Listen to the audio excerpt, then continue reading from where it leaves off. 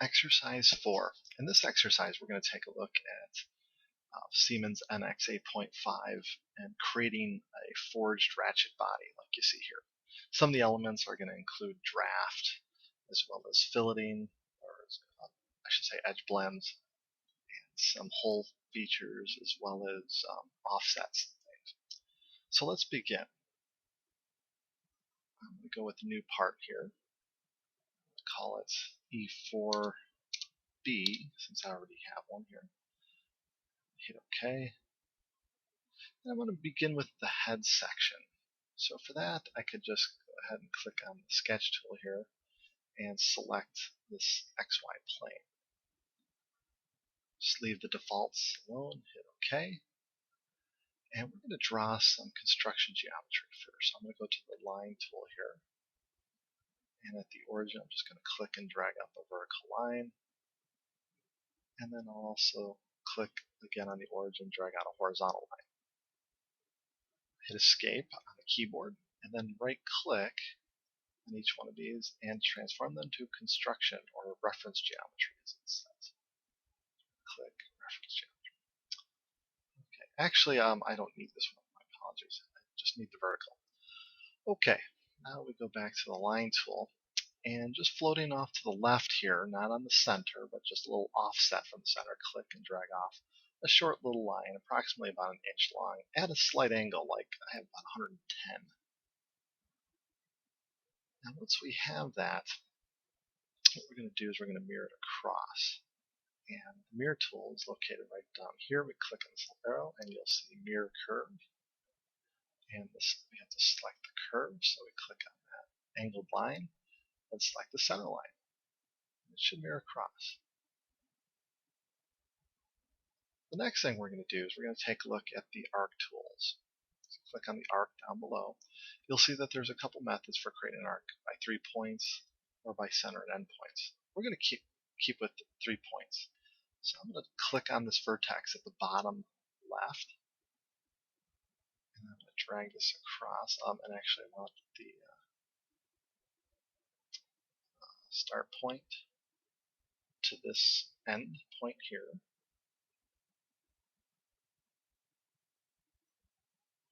And then I could drag this out, and we could see a little symbol. If you look to the left there, when you get that, that's a tangency symbol. That's going to automatically generate a tangent arc. And that's what we want. Just go ahead and click. Now we'll do the same at the top here. Click, drag it over here to the right, click, and find that tangency again. See the tangency symbol to the left. Click to release it. Now I'm going to go ahead and hit escape because my arcs are complete. And now we're going to add some dimensions to constraints a little bit better. We could take the ones that are already on there, but I'm going to go ahead and put some new ones in. Start with the small one at the bottom. And this just needs to be 0.6. And then click on the top arc. And that needs to be called out at 0.75. The next thing we need to do is get a dimension between the centers. And that's going to be 0.75 as well. And finally, we want to get this point locked into the origin. So we're going to go ahead and go to the constraint, the geometric constraint tool here. And we're going to find coincident. There it is. Select this dot at the bottom center point of the circle to the origin. Oops, I'm sorry. I have to click on this select object and constraint too. So let's try that again. There we go. I would click on it. It should move. So my mistake there. I apologize. I just moved a little too quick. You have to click on one, and click on the center point, and then click on the second one, and click on the origin, and hit close. And now it's locked in. At this point, we could go ahead and extrude this. So we could just simply go to extrude. And you'll see the profile it's starting to create. Now we want to make this 0.75 high, and actually, or thick, I should say. And if we look here, the start value, you'll see we want actually symmetric value. So it's on the top and bottom. Now, 0.5 thickness actually makes it 1 inch tall because it's just on one side that it's referring to that information. So you could either type in 0.375 or you could even type in a value if you're not sure what it is, 0.75 divided by 2. And then overall it's 0.75.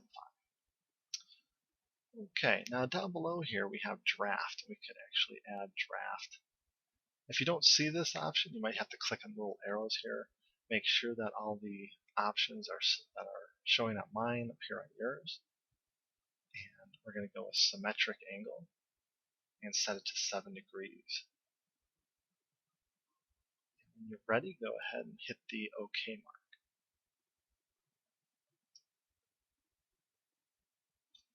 Okay, the next thing, I'm going to hide this sketch. I'm going to right click on it, and there's the hide button. And now I need to make a little recess on the top surface of this.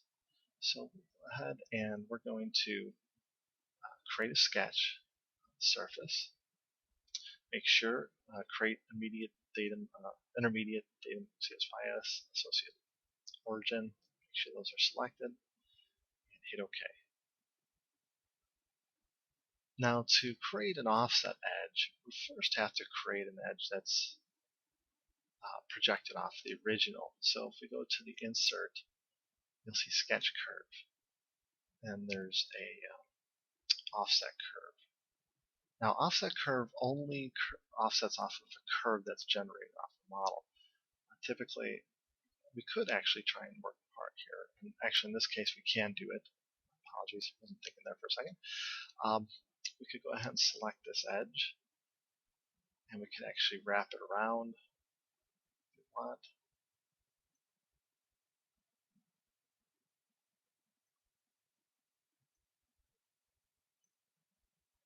Okay, and just make sure it's minus 0.125. And there are some other options down below here. Convert the input curves to reference. That's a good one to have on. That's the outer edges here. And hit apply. Now we could go to extrude, and we can see the geometry being extruded upward. You can drag it down, and it does need to be set to a depth of 0.125. Also over here on the left, you'll see there's the Boolean subtract. And actually we want to make sure it's set to subtract there. So it actually removes the material. And there's no draft. This is going to be machined, so we're not going to add any draft onto it. Hit OK. And there's our recess. We could hide the curves there too. Now we're going to make a pocket in the center here for the gears for the ratchet. So to do that, let's go back to Sketch, select this face, hit OK. And now we're going to go ahead and draw some circles. So find the circle tool.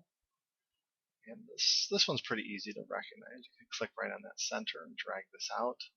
Value does need to be 0.7. And then we want to draw one in on this center here as well.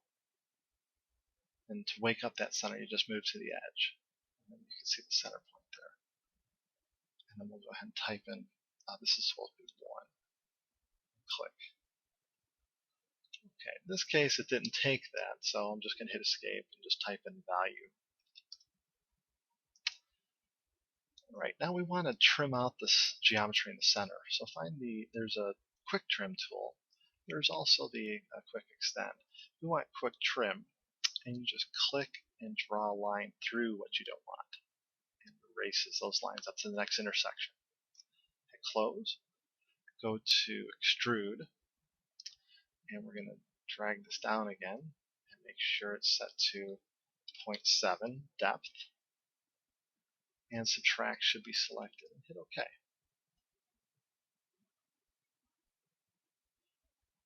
In this case, I think I might have made a mistake in the actual thickness of my model here. So if I go back to the feature tree, we can actually find the original extrude. And if we go to the details here, we could see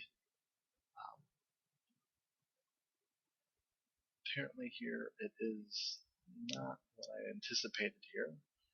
Let's go ahead and put in point. We're going to put in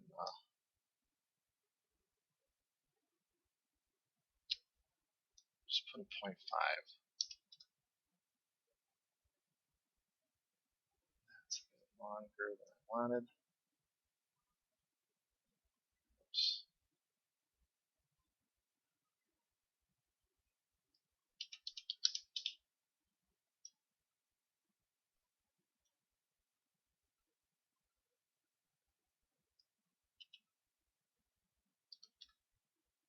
We'll go with 0.5 there. So I was off on my calculations there. I don't want that the pocket to go through the part.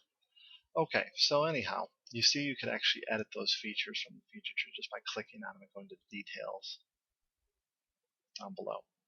Now we're going to put some holes in the center here. So go to the hole tool, and you see there's general hole, there's a threaded hole, a whole series.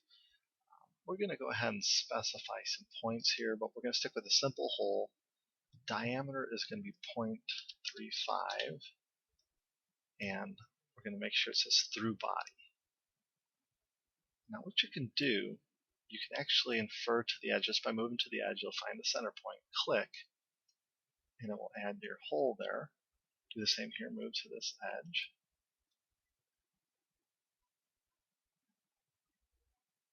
Apply there. Let's try and get the second one here now. Move to the edge, wake up the center point, click on that center point, and apply.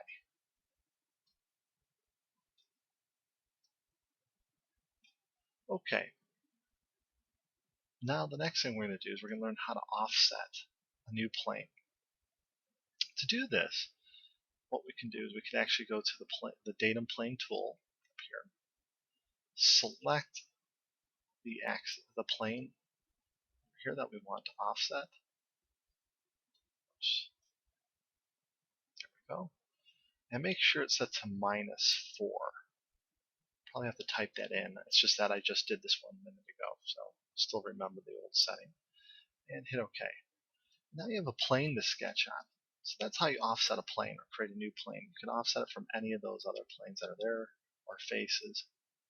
So let's go to Sketch, select the plane, hit OK. Alright, at this point we're going to go back to the circle tool. And right on the origin, click and drag out a circle. It should be set to 0.5.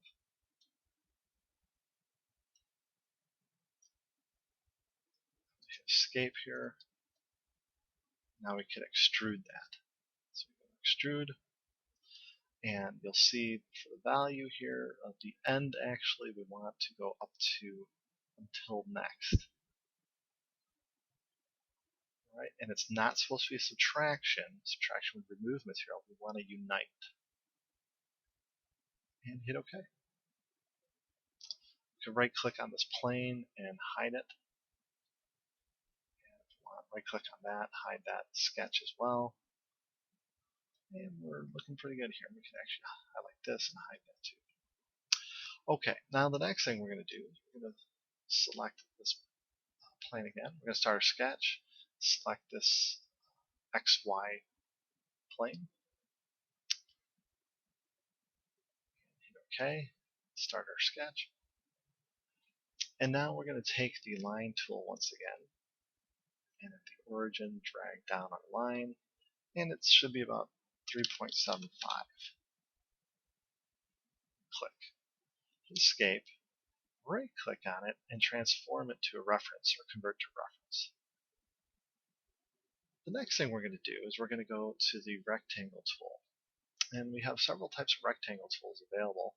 There's from center, there's also by 3 points. We're going to go from center, and we're going to infer to that line just by moving to it, but go down below here and click, and then connect to that endpoint and drag to the left. Make sure it says endpoint of line 11, and then drag it off to the left. And actually the width you could just type in a value of, we could type in the values here, 4, enter, and then the height is supposed to be 1, enter, The angle is 90. Enter. Okay, now the only thing we need to do though is we actually do need to hit escape, and we want to get this locked in. So we can actually add a constraint. If you click on the constraint tool, find the midpoint. There's midpoint. Select the endpoint of this line, the center line that we added, and select that. And then select this line here, the 1-inch width. Oh, gotta click on this button again. Keep neglecting to do that. Click on that. Let's try it here to here.